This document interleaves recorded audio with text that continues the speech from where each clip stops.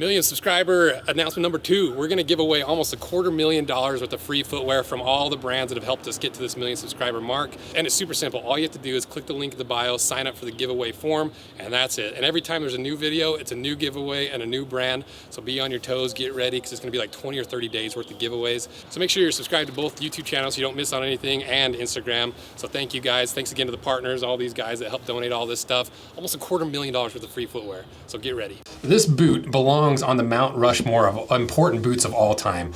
It's the great granddad of almost every single heritage boot you know and love today. It's one of the most replicated boots of all time, and this boot was a game-changing boot that gave the US soldiers a strategic advantage over almost every other military boot of the time. So we're gonna cut these things in half, run through all of our tests to finally answer, after 85 years, a lot of the long-held questions about Boondocker boots, like why soldiers desperately needed this boot, why people still love this boot to this day, what was wrong with the previous boot that they tried to fix with this boot, and how a very specific and special leather still feels literally brand new today, 85 years later. And ultimately, is this boot so loved because it's actually a good boot, or because it just looks cool and it has a cool history? The story of this boot starts in 1939. After the outbreak of World War II, the US military saw the writing on the wall and started to prepare for their involvement in World War II. So they began in secret to revamp and improve their gear, because it became clear after World War I that there was significant room for improvement in all footwear and all gear, specifically due to all the casualties caused by footwear in World War I. And it soon became clear that the Marines were going to be deployed in World War II, likely in the Pacific Theater, where they would encounter tropical jungles, where they'd encounter lots of sand and moisture, wets, salt water, the ocean, which led to one of the most underappreciated aspects of casualties in World War I, which was trench foot. And these conditions called for a new boot that was more durable, lighter weight, and better suited for amphibious landing and more rugged terrain. So in 1940, the military was looking for a new supplier for a new type of leather, so they contacted almost every tannery in the United States to issue a challenge to come up with a leather that was durable, low maintenance, water resistant, salt resistant, and extremely durable. And one of those tanneries was the world famous Horween Tannery out of Chicago, Illinois. And in 1942, Horween submitted 2 leathers, one for boots, one for gasket material for equipment. And the leathers they came up with performed so well and impressed the military so much, they won both contracts for the boots and the gaskets. And we'll go over how wild this leather is in a bit, but it's still one of the most popular leathers today, 85 years later. It's basically remained unchanged for all that time. So in 1941, the Navy and military corps adopted this new ankle boot, the Navy Field Shoe, or the N1, or commonly referred to as the Boondocker. And if you didn't know, the word boondocker comes from World War II military slang for a really wild jungle, heavily wooded area, which is derived from the Filipino language Tagalog for mountain, which is boondock. Wild.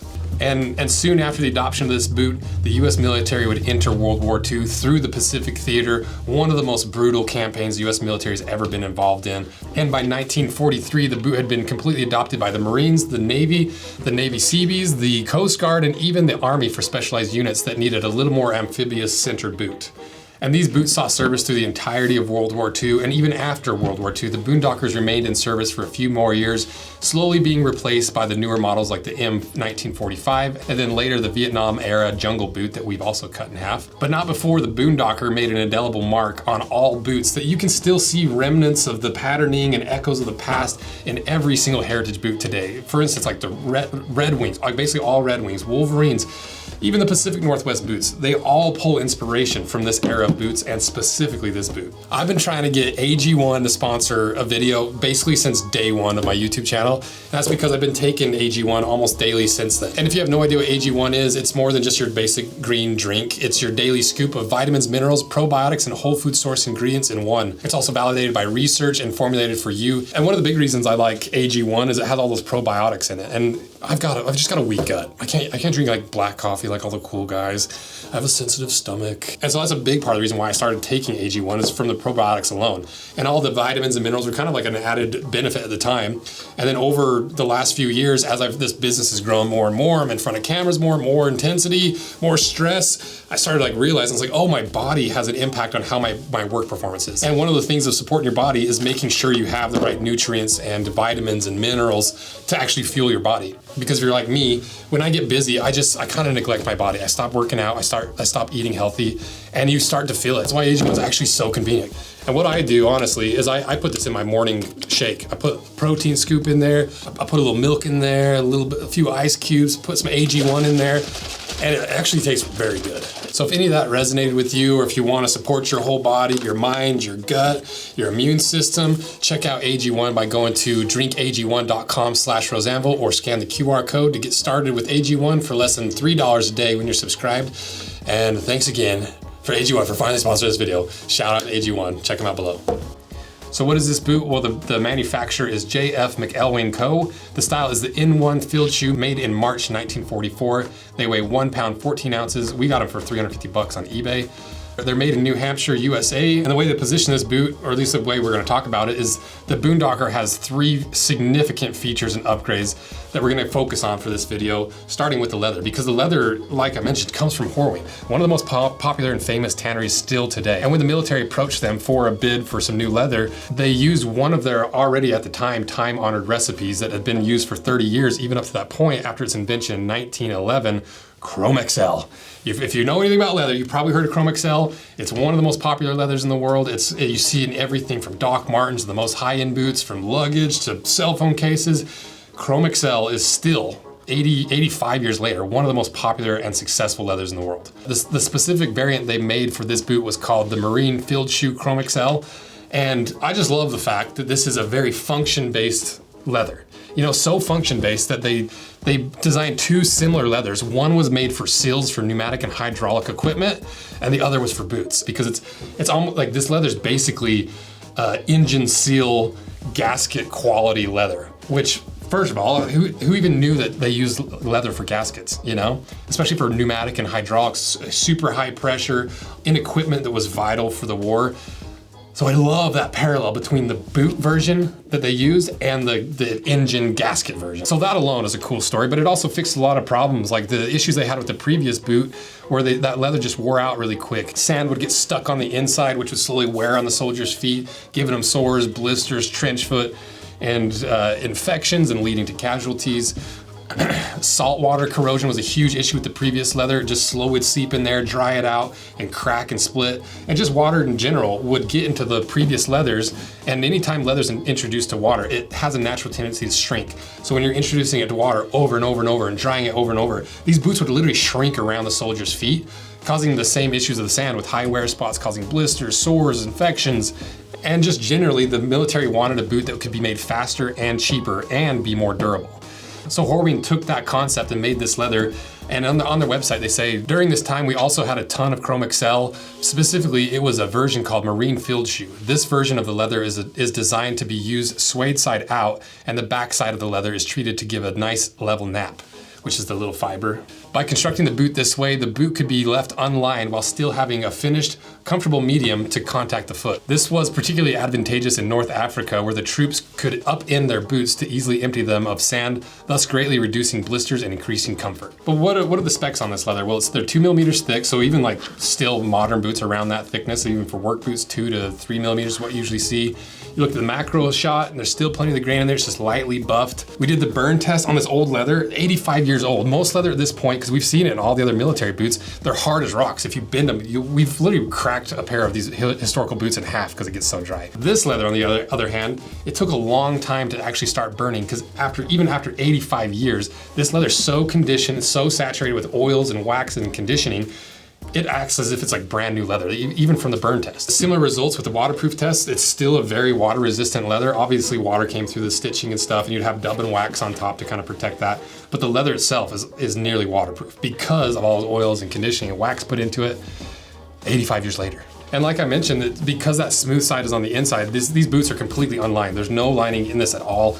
And that once again helps with the speed of production, the affordability of production, and removing a potential fail point of that lining. But the number 2 change, that honestly this might be more impactful than even the leather that I just geeked out about, because most boots at the time that we've seen, even from cutting them in half, were layer upon layer of leather. The heel stack has like 8 or 9 leathers, which is cool for modern boots. It's classy, it's cool, but not for war. Same thing with the midsole, the outsole, just layers of leather. And the problem with that was when you're in harsh, wet conditions, like I mentioned with the upper leather, it grows, it shrinks, it starts to delaminate, all those layers, and the glue starts failing, the nails start failing, the nails start rusting. Next thing you know, your entire boot's falling apart. They were also really expensive to manufacture because the soles are basically just a leather dress boot sole with metal hobnails in them. And once again, metal hobnails prone to rusting, they'd fall out. And so they needed an outsole that was significantly more durable, faster production, same things we're talking about with the military over and over again. So their solution was rubber. And rubber is faster and cheaper to produce, but rubber was still in super high demand for the military, for tires, for tracks. Military was a scarce resource at the time. So what they did is they used recycled tires and recycled rubber to make these outsoles. And recycled rubber is never as strong as virgin rubber. It's prone to splitting and cracking, and it's really, really heavy. So the way they fixed both those problems was just putting a bunch of cords on the inside, a bunch of cotton strings essentially. And the result of that is it made them lighter because the cords are a lot lighter than rubber. Made them more affordable because you're not using as much rubber. It made them grip better in wet conditions. It even strengthened that crack-prone recycled rubber. And it just looks really cool, first of all. Essentially acting like rebar in concrete to solve all the issues they had with the previous outsole and a full rubber outsole. And even going so far as to change the metal they use in the nails, because you can see right here, there's nails throughout here. And the problem was for the Navy, metal hobnails, metal nails on the inside of boots, anytime it makes contact with the ground or more metal, it has a chance of creating a little teeny spark, which could ignite gas fumes, gas itself, and cause serious problems on a boat or in a vehicle or any time you're around any fumes. So what they did to solve that was use brass nails. Because if you ever worked on cars, if you're ever working around a gas tank, you're hammering around a gas tank, you always use a soft brass mallet to never create a spark to blow up your car.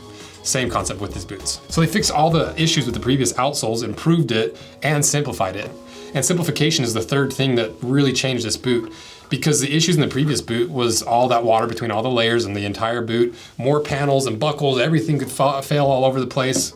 Panels to fail, more stitch lines to fail. They were super tall, so it took more materials. It was harder to scale, especially when you're doing thousands of boots a month. That really adds up on your raw materials. The boots at the time literally looked like dress boots. They had a toe cap with broguing on it. And they were clearly a little bit more form over function, even for a military boot. And so with this, they just did the same thing with the upper as the outsole. They just try to simplify as much as possible. They dropped the height down. They simplified the entire construction to a 5-panel construction with the vamp, 2 quarters, heel stay and tongue, no lining whatsoever like we talked about. The removal of the leather through the midsole and outsole. And this is a lot more function over form, because they removed the toe cap. More importantly, they beefed up the construction in a way that you usually see one of these 3 types of fastening styles. This has all 3. So let's cut these things in half and I'll show you the 3 type of redundant construction method. I'm also really curious if this stitched on the bottom actually is functional, if it's just for style. And how did they simplify the inside of this boot based off all the other military's boots? They have like overlapping layers, skived down. Like the most recent one was like maybe the best example of that. So let's cut them in half.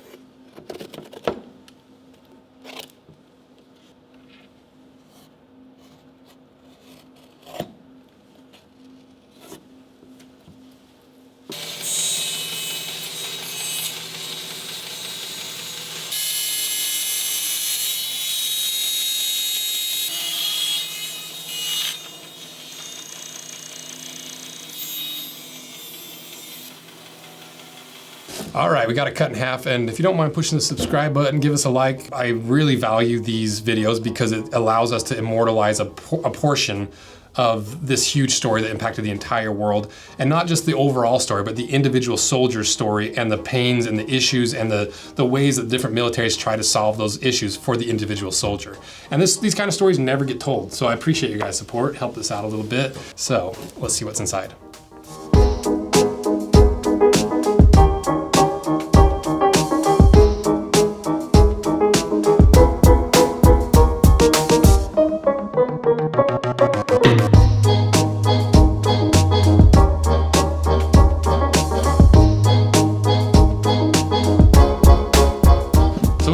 Fairly simplified on the inside. You can see you've got a steel shank, you've got what looks like some compressed cardboard filler material, some cork on the inside, and then just a big slab of veg tan for the midsole. Got a veg tan heel counter, no toe stiffener whatsoever, and you can see there's even voids in the heel where they've reduced some of that weight to cut down on costs and all that stuff we talked about, but also to give it just a little bit more squish and comfort. So is this stitch on the bottom rail? It is, because you can see it goes from the outsole up through the midsole, but not to the insole. The nails though go through the outsole, midsole, cork, and the insole to clinch over all the way through here, and there's a little sock liner here to cover any of those nails in the heel. The 3 types of construction are exactly that. You've basically got like an external Blake stitch, you've got the brass nails, and you have a true Goodyear welt construction that's 270 degree with nails in the heel. You usually only see one of those 3. And so the fact that they simplified it, but made it extra redundant in the durability and the construction techniques really shows that they actually put some thought and energy and time into making this simplified, but over redundant. And that's why soldiers needed these so desperately, because all the other boots were failing miserably. They're delaminating. There's so many points of failure, so many ways they had to maintain them and take care of them. And that's why people love these boots still to this day. It's just a simple, classy, clean looking pattern. It solved all the problems in the previous boot in a smart, efficient way. And more importantly, Chrome XL 85 years later looks brand new. Like look, I won't, but I want to cut that out and put that on my, like a wallet. Like look at that, it's shiny, it's flexible, it still has pull up. It's crazy, it blows my mind. Like I compare that to any of the other leather. The other leather's like, you literally break it like a twig.